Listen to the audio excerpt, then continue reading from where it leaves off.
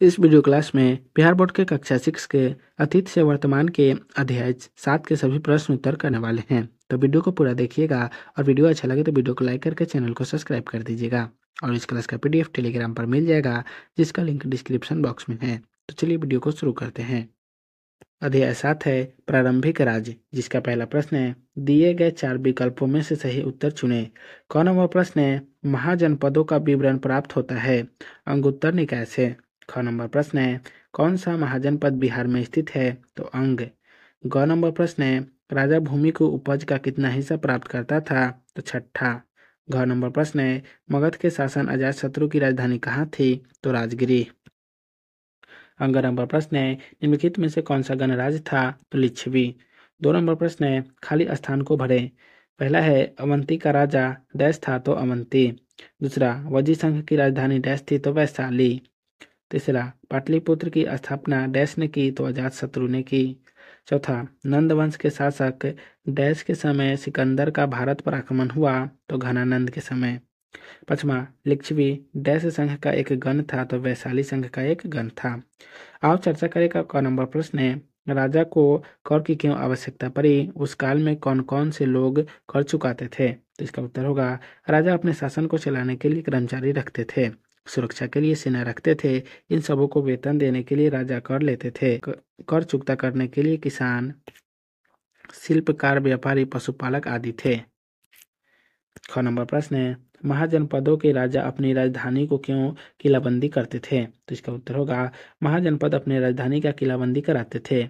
इसका कारण था कि राजधानी से ही पूरे राज्य का देख रेख होता, उनके और कर्मचारियों के परिवार रहते। इन सबों की सुरक्षा के दृष्टिकोण से ही राजधानियां की किलाबंदी कराते थे। साथ ही साथ यह भी ध्यान था कि किलेबंदी होने पर कम सैनिक ही सुरक्षा प्रदान कर लेते थे। ग नंबर प्रश्न है मगध के उत्थान में प्राकृतिक संसाधनों की मुख्य भूमिका क्या थी, तो इसका उत्तर होगा मगध के निकटवर्ती क्षेत्रों में लोहे की खानें थी, जो हथियार के लिए सहायक। गंगा नदी के कारण उपजाऊ भूमि थी, जो कृषि के लिए उपयोगी थी। जंगलों में हाथियों की संख्या अधिक थी, जो युद्ध के लिए सहायक था। राजगीर पहाड़ियों से घिरा था, तो पाटलिपुत्र नदियों में जो सुरक्षा के दृष्टिकोण से सर्वोपरि था। नदियों से व्यापार में सुविधा मिली। इस तरह मगध के उत्थान में प्रत्येक क्षेत्र में प्राकृतिक संसाधनों की मुख्य भूमिका थी। आइए करके देखिए क्या क नंबर प्रश्न है पहले के आधार पर यह पता लगाए कि आज लोग किन किन करों को चुकाते हैं, इसकी एक सूची बनाएं। तो इसका उत्तर होगा पहले किसान, शिल्पी, व्यापारी, पशुपालक और व्यवसाय। और आज किसान, व्यापारी सड़क कर, भवन कर, व्यवसाय कर, ऑटो कर चुकाते हैं। ख नंबर प्रश्न है गणराज्यों के शासन में लोगों की महत्वपूर्ण भूमिका होती थी, आज के प्रजातंत्र में लोगों की भूमिका से इसकी तुलना करें। तो इसका उत्तर होगा यह बात सही है कि पहले गणराज्यों में लोकमत की प्रवृत्ति दिखाई देती। यह कथन आज भी है।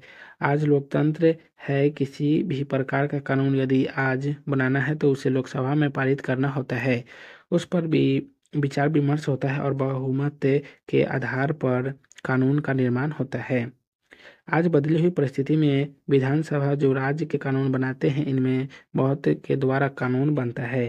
पहले भी राजाओं की एक जगह सभा होती और विचार विमर्श के बाद किसी मुद्दे पर फैसला लिया जाता था। इस प्रकार हम कह सकते हैं कि पहले गणराज्यों में लोक मत की प्रवृत्ति थी। तो आज के इस वीडियो क्लास को यहीं समाप्त करते हैं, फिर मिलेंगे नेक्स्ट वीडियो में। तो आप सभी को वीडियो देखने के लिए बहुत बहुत धन्यवाद।